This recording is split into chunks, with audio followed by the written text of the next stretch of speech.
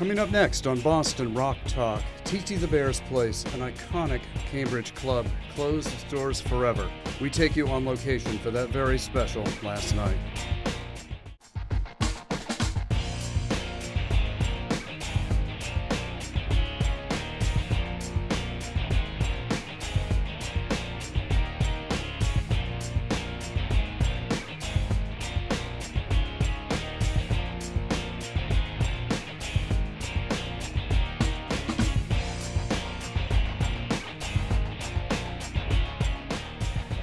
Hello and welcome. My name is Jim Sullivan. I'm the host of Boston Rock Talk. We're here tonight for the final night of TT the Bear's Rock Club in Cambridge, Massachusetts, Central Square. TT's has been a club that's existed since 1984, has hosted a variety of bands, both Boston and national bands that have come through here. We're gathered right now with the crowd of people who are here early to hopefully scoff up some of the tickets that are left. There aren't many left. It's a sold-out show. And the bands tonight are Scruffy the Cat, a reformed cowpunk band, O Positive, and Randy Black and Willie Alexander. It's been a legacy.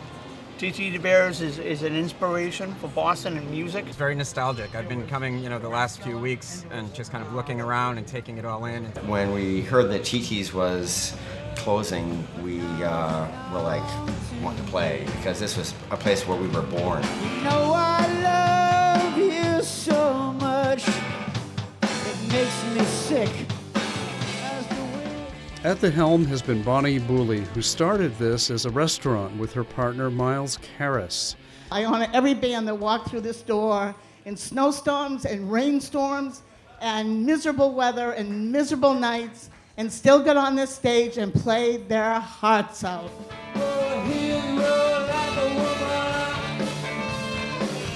The theme was always the same here. It was a welcoming, inviting place.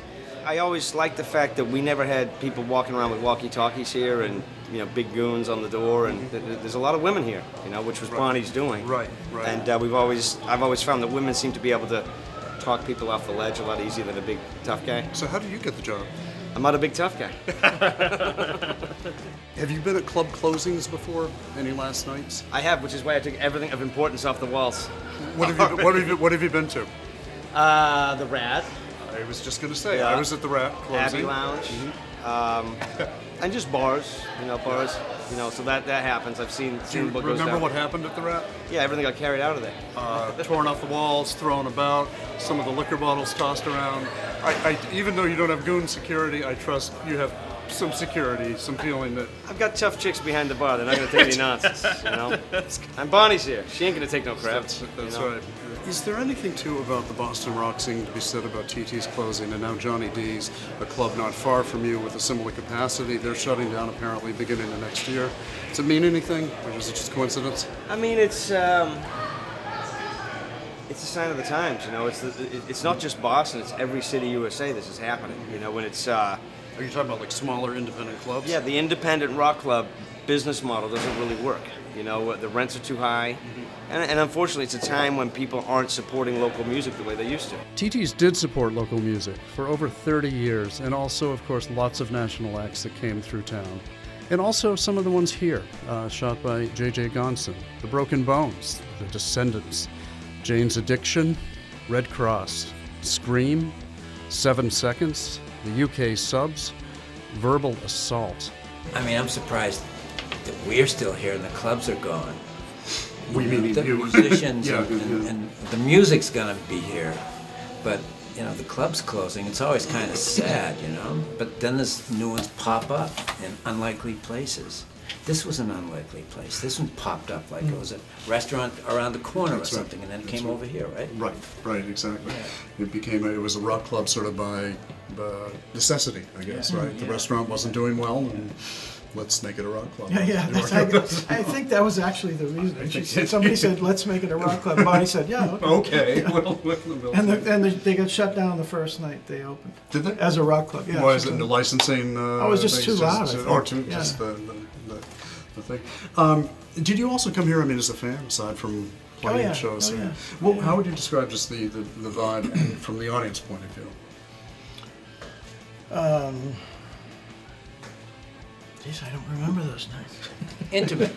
I mean, Yeah. because you're right. It's like, the Rat was intimate too. I mean, because it's a small place, but this is smaller, and so you're right there. You can touch people. People are right on top of you. Yeah, I like that. Just like in the snow, remember the snow, we had boots to wear, the heartache don't scare.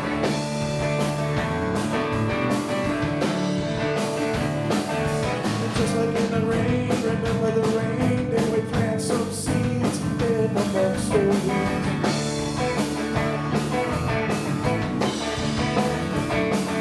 The car broke down, the tears of a clown, the future lay ahead, loneliness will again.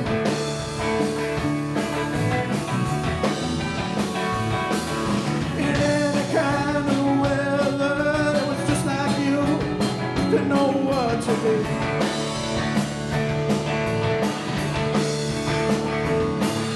To some fitful twister came spinning through, and away you blew. Away you blew. The days gone blue. Oh, the days gone blue. Whenever I need to get in on the guest list, I offer my cornet playing. No one ever asks me for my cornet playing, but I offered it, and then I can always get on the guest list as a cornet player.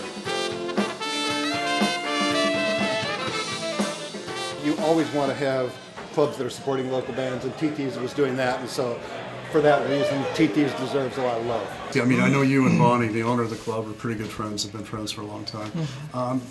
What's different about what she does or what she has done here than maybe other rock clubs? You never had to worry about anybody skimming at the door, because Bonney was going to take care of it. Mm-hmm. And when you're fair with Bonney, she's fair back, and faithful as anyone I've ever met. Faithful friend, faithful to the bands. Come back. If you're in with her, if you treat her right, she's going to have you back. Bonney, thank you so much for creating a place where we could find friends, and so many people that I met here have been such a huge part of my life, and I just want to say thank you for that. Thank you for playing. And there's another part of the TT's family that was not here tonight, the late, great bartender and booker, Jeannie Conway. My heart. She was my soul. She just really did everything in the club, and when I wasn't here, I could always count on Jeannie doing the right thing. She made bands feel wonderful. She took care of them. She did exactly what I would do if I was here, so I was always comfortable with her being here. And Jeannie was the bartender and booker, I believe, And she and I booked, when Jody was booking the headliners, she and I booked the opener acts. And we had great skits for tonight. We'd worked on through the years. We were going to play agents and bands and people coming in with tapes, and we had it all worked out what we were going to do in the last night of TT's. So she's missed terribly. She's here in spirit then. I hope. It's an emotional roller coaster for her, of course, and tonight she has a lot of family coming, which is nice. That's great. And I think it'll hit her probably when it's all. I think she's going to miss the, not so much even the being in here, but it's been the constant in her life. So just dealing with the stuff related to here, she's going to be, well, what do I do now? That's. I worry about her a little bit in that regard. Yeah. Very cool.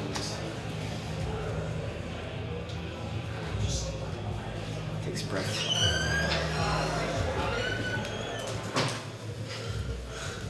Thank you. Thank you. I don't know how to thank everybody. I just don't. All of you. You're just so special, and you're so talented, and you're such Randy Black, and who else is here? I can't see.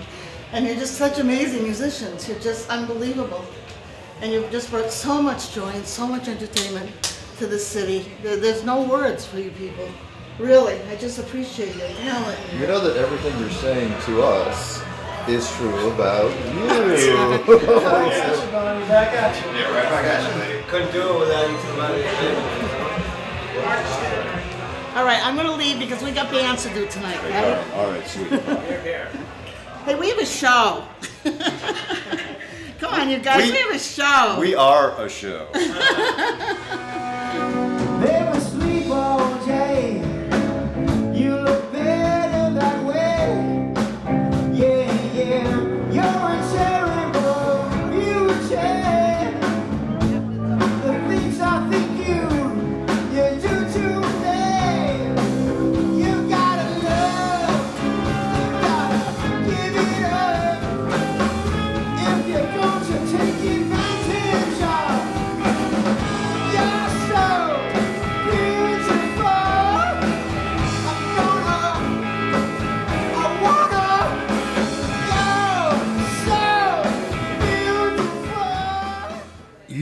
back together specifically to do this. Sure, yeah, we did. Yeah. With one member not here. Right, Charlie passed away about a year and a half ago, and in the interim, we put out a couple of re-releases of stuff, and at the time, the record labels were asking us to play, and I said honestly, our lead singer isn't here, but actually on further thought, I thought maybe we could put together a package that would,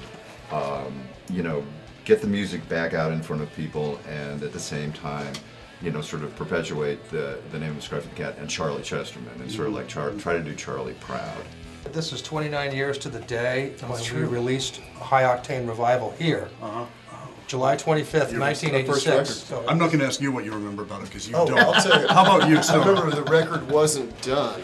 And so Lily Dennison, our manager, and Bonnie, who runs the club here, went to Cheapo Records and bought a bunch of 99-cent records, and they all scrawled Scruffy the Cat In black on magic them, marker. because those were our records too. And then when it was time to release the record, we threw them out in the crowd, and it took people a while to realize it was a bait and switch sort of thing. You can get like Mitch Miller's greatest hits with Scruffy the Cat written on it, or you could get, I don't know what. So yeah, that was Charlie's idea. We got like hundreds of 99-cent records.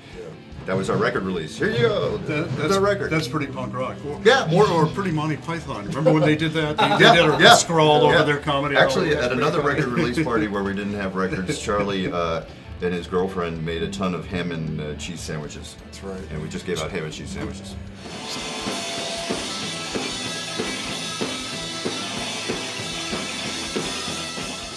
Bonnie called up, and the whole story about TT's came out, and she said, "Would you be the last band to play at TT the Bears?" And of course, it was like, "Of course we will." So it turned into a much larger thing than we started out. Do you feel the pressure? No, not at all. No, sure.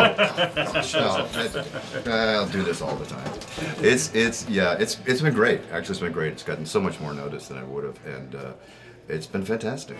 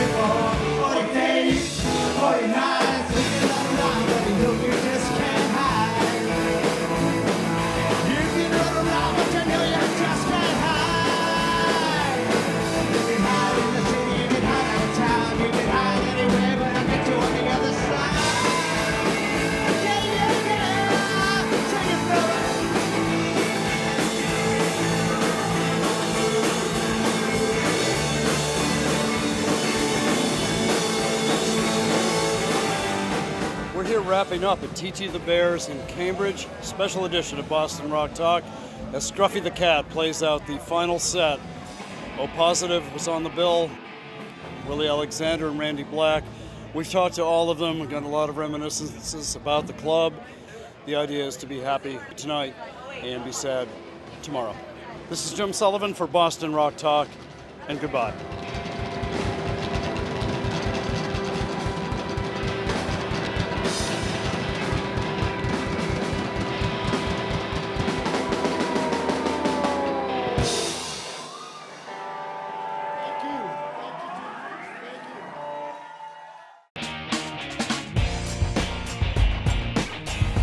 See more Boston Rock Talk episodes with Xfinity On Demand. Select Get Local, Entertainment, Boston Rock Talk, or catch past episodes on the Boston Rock Talk YouTube channel.